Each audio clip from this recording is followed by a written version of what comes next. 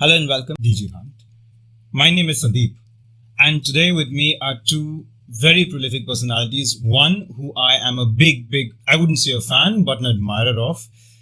He's perhaps one of the biggest crime writers as far as the Bombay scenario is concerned. He has written multiple books for that matter, and many of his books have even been translated onto the screen, and all of them have been massive hits. Mr. Hussain Zaidi, and we also have his partner in crime, Mr. Jasvinder Kant. Hello to the two of you, and welcome to the podcast. Thank you very much. He's my partner in business-related crime stories, please. Start looking for the man. Not literally. Start with the man as a partner in crime, then this poor guy will be in trouble after that. So, to protect him. Yes, absolutely. जरी साहब, आप ये बताएं कि मतलब इतने सालों से आप किताबें लिख रहे हैं और इतने उम्दा बढ़िया किताबें लिखे हैं आपने, और मतलब आप एक जर्नलिस्ट भी रहे हैं, क्राइम जर्नलिस्ट रहे हैं, और तमाम अवार्ड्स आपके नाम आपके ऊपर निछावर किए गए हैं, लेकिन फिर भी पब्लिक प्रोफाइल का जहाँ तक सवाल है, इतना लो प्रोफाइल क्यों रखते हैं? मुझे लगा कि शुरू से एज ए जर्नलिस्ट अगर आप देखें तो we were taught to be read and not seen. मतलब जर्नलिस्ट को जो है सिर्फ लिखना चाहिए और लोगों उसकी बायलाइन अखबार में लिखना चाहिए, फ्रंट पेज पे लिखना चाहिए और लगातार और कंसिस्टेंटली लिखना चाहिए. ये हमको हमारे जो जर्नलिज्म के गुरु थे उन लोगों ने समझाया. जो टेलीविजन पे आते हैं, जो आके बहुत ज्यादा शोर मचाते हैं या जो स्क्रीन पे आना चाहते हैं, वो फिर जर्नलिस्ट नहीं होते, फिर वो सोप ओपेरा एक्सपर्ट्स होते हैं. फिर जर्नलिस्ट जो है हमेशा तो जर्नलिस्ट हमेशा एनोनिमस रहता है, छुपा हुआ रहता है, ढका हुआ रहता है, सिर्फ उसका काम बोलता है. तो इसलिए प्रोफाइल की कभी हमने बॉदर की नहीं. हमने ये तो अब समझे कि जसविंदर सिंह जी हैं, इन्होंने जो है हमारे कंधे पे जो है गोली रख दी दिमाग पर, का भाई तुमको आना पड़ेगा, तो हम मजबूरी से आने लगे. But I was very happy writing books and people reading them, and then life बड़ी अच्छी थी उस हिसाब से.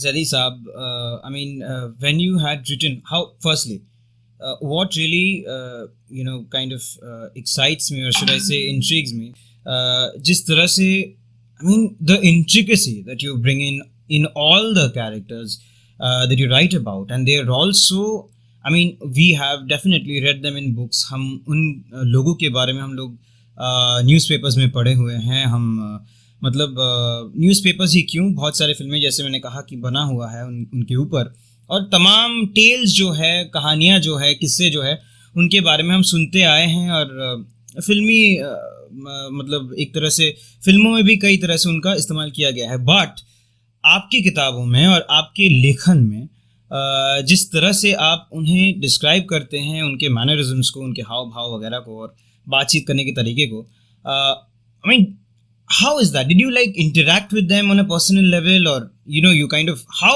I mean, I just want to know the entire process of your writing style. See, as a journalist, when I was a journalist, I was interacting with almost all my subjects except for those who were holed up abroad. So those criminals were not accessible. I was not able to be, in touch with them or communicate. See, you've written about Abu Salim. You've written about Dawood. Yeah. And in Thailand, I used to go in the Tada court, और जो वहाँ पे जो 100 accused जो bomb blast के थे, I used to interact with them, including Yaqub Memon, जिसके साथ हमने चाय पिए, नाश्ता किया, personal चीजें discuss की हैं.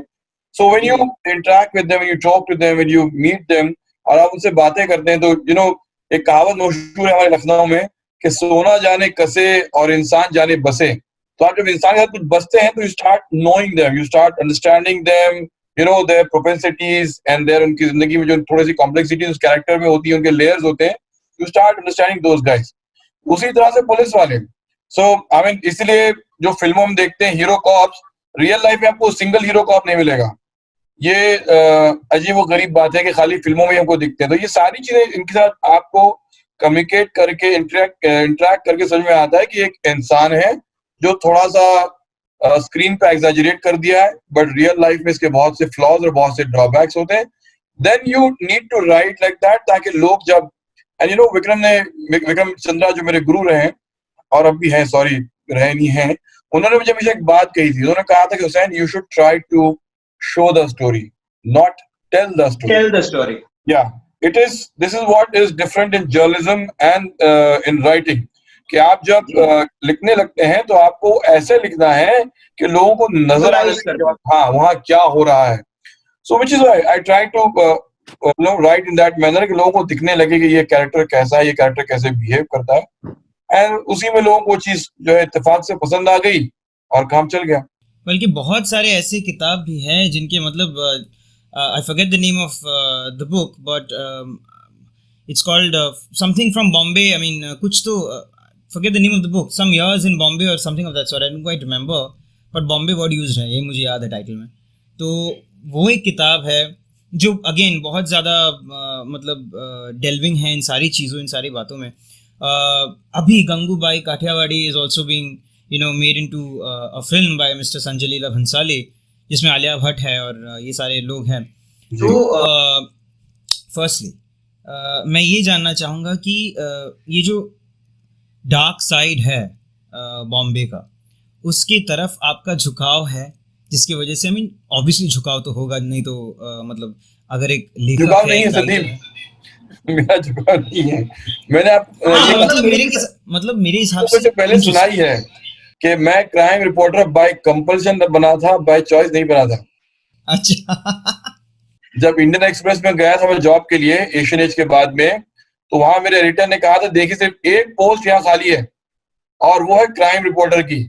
और फिर उन्होंने उसमें अजीब से एडिशन किया था जो मैं इससे पहले कई बार कह चुका हूँ. उन्होंने कहा था कि भाई बहुत से क्रिमिनल मुस्लिम है और तुम भी मुस्लिम हो, you should be able to cover this area in a more in depth manner, in a more penetrative sense. Area as in that Bhindi Bazaar area? नहीं, दाऊद, अबू सालिम, छोटा शकील, ओके, सारे बॉम्बलास्ट के accused.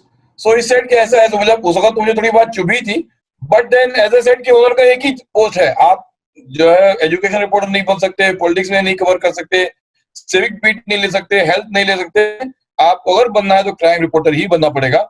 I had no choice. I mean Indian Express में 94-95 में job मिलना यानी बहुत बड़ी prestigious बात थी. यानी किसी भी हिंदुस्तान के किसी भी अखबार में आपको जॉब मिलना हो तो इंडियन एक्सप्रेस में आपको काम मिले, बहुत अपने आप में बड़ी बात थी. सो इसलिए जब उन्होंने ऑफर रखा तो मुझे उस चीज को रिफ्यूज नहीं करी. कोई भी कायदे का इंसान, समझदार इंसान ऐसे बेहतरीन ऑफर को रिजेक्ट नहीं करेगा. So I accepted the job of being a crime reporter. So झुकाव नहीं था. I would say I was compelled to be a crime reporter in a prestigious newspaper in Mumbai. Sorry, अब आप आगे कहिए जी. No, but so you literally had greatness thrust upon you. Ji, it was thrust upon me. I mean, not greatness. This work of That's the thing. bad guy and all that. Yes, ये मुझको force किया गया था. तो वो जो सारे तजुर्बे थे आपके, उन तजुर्बों का एक फलसफा जो आपके दिमाग में शायद बना होगा, जिसकी वजह से आपने मतलब किताबें लिखना शुरू किया. किस तरह से वो चीज़, मतलब वो जो लिखने का जो सफ़र शुरू हुआ आपका, वो किस तरह से उसका आगाज हुआ? सो देखिए, हुआ ये कि जब उन्होंने मुझे आप जर्नलिज्म की बात कर रहे हैं, राइटिंग की, बुक राइटिंग की बात कर रहे हैं. जर्नलिज्म से जो बुक राइटिंग का जो सफ़र है वो तय कैसे हुआ, उसका आगाज किस तरह जो है उस जमाने में सीक्रेट गेम्स लिख रहे थे. ये बात है 1997 की, और वो उस जमाने में सीक्रेट गेम्स लिख रहे थे. He worked on the book for 9 years. उन्होंने 9 साल से ज्यादा उस किताब पे रिसर्च की है. तो यानी somewhere around 2006 तक उन्होंने रिसर्च की, उसके बाद किताब लिखी है.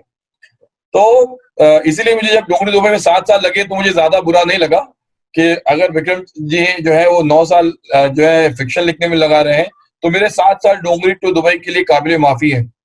तो वो सीक्रेट गेम्स लिख रहे थे 1997 में, और मुंबई में किसी क्राइम जर्नलिस्ट से बात करना चाहते थे. तो इत्तेफाक से जो है तनुजा चंद्रा जो उनकी बहन है, उन्होंने, और अनुपमा चोपड़ा जो है, उन्होंने, दोनों बहनें जो मुझे जानती हैं, मेरे से उनके दोनों के बाद घनिष्ठ संबंध है. तो उन्होंने कहा कि आप हुसैन से क्यों नहीं बात करते. तो विक्रम चंद्रा हम एक बार मिले, और उसके बाद बहुत अच्छी है लोगों के बीच में जो है तालमेल बैठ गया, बहुत अच्छी रैपो हो गई, और हम लोग फिर कई बार मिले गए. विक्रम को मैं अपने साथ दगड़ी चाल ले जाने लगा, डोंगरी के बहुत ही अजीब अजीब बदनाम इलाकों में लेके जाने लगा. हम लोग कहाँ जाते, अगर आपको बताने जाए तो आप उसमें काफी वक्त चला जाएगा. और उस दौरान विक्रम ने मुझसे कहा कि हुसैन, तुम इतना कुछ जानते हो, इतना जखीरा है तुम्हारे पास, सारे कॉन्टैक्ट्स का, सारे बैकग्राउंड का, सारी इंफॉर्मेशन का, why don't you right a book. अब मैंने उस वक्त तो सोचा भी नहीं था कि मैं कोई किताब लिख सकता हूँ, क्योंकि मैं तो एक जर्नलिस्ट था जो अखबार में जाके 600 वर्ड की, 700 वर्ड की स्टोरी लिख के अपनी जो है मंथली सैलरी कमा के अपना घर चला रहा है. यहाँ पे एक साहब आते हैं कैलिफोर्निया से और वो कहते हैं कि भैया तुम किताब लिख लो, जो मेरे लिए बड़ा ही एलियन कॉन्सेप्ट था उस जमाने में।